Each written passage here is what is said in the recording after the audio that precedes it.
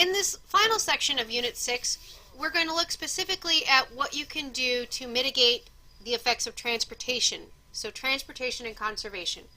Remember, transportation accounts for a great deal of the oil usage in the United States, so we need to think about it especially. Supply and demand again. Fuel consumption is related to cost. So before the oil embargo, the average miles per gallon of a car was 13.3. And after, roughly 10 years later, it had jumped 10 miles per gallon to 25.9. That being said, 1990s, it dropped. And the reason it dropped primarily is because SUV usage went up. SUVs account for half of U.S. auto sales. They average 18.5 miles per gallon, closer to pickups at 17 miles per gallon than to cars at 24.6 miles per gallon. By 2006, the average fuel efficiency, or what is the word here? The average miles per gallon had dropped roughly 4 miles per gallon. That's an important number. Keep it in mind.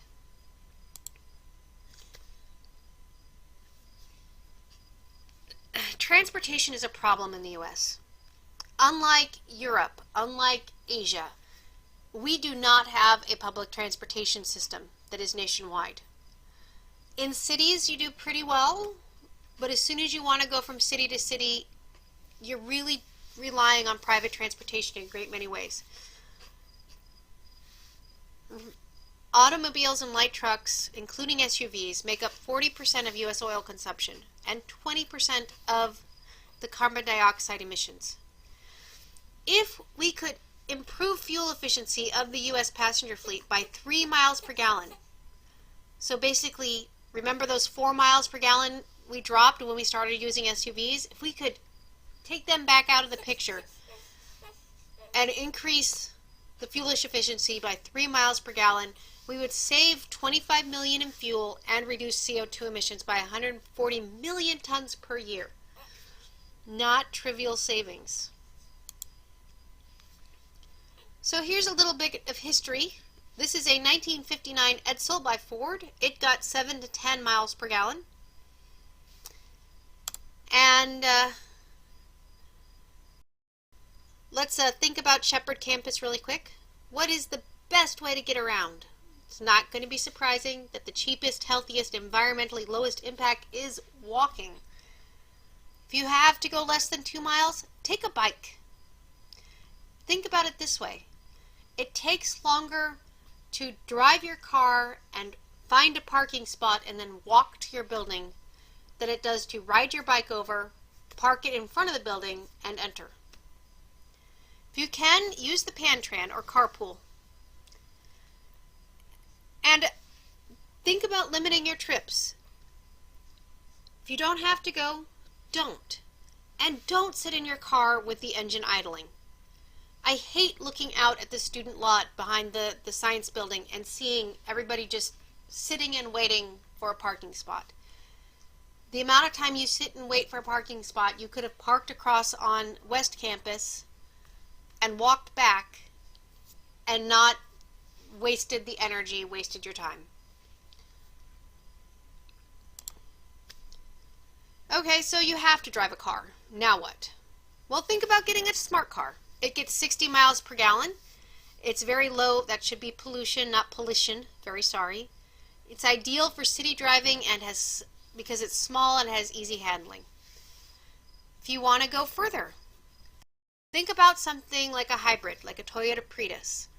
Prius has both a gasoline engine and an electric motor. It gets 60 miles per gallon in the city and 51 on the highway. You can also get just in a plug-in hybrid.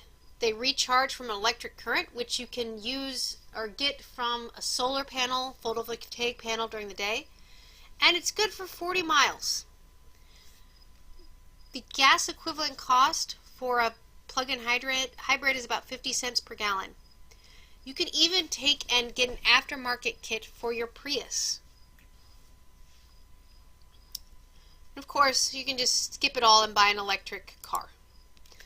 Here is a picture of a smart car. They cost about $17,000. Here is a smart car for geologists. These are pictures of streets in Europe. Look at how small the cars are. Imagine if we were to contrast this to a picture of German street in Shepherdstown with all the SUVs, with all the trucks. It'd be a very different picture. This is a picture of the engine compartment or motor compartment of a Prius. And here is a motor engine combination from the Prius. This portion up here is your gasoline engine, and this portion back here is your electric motor. In California, they even have charging stations just available on the street.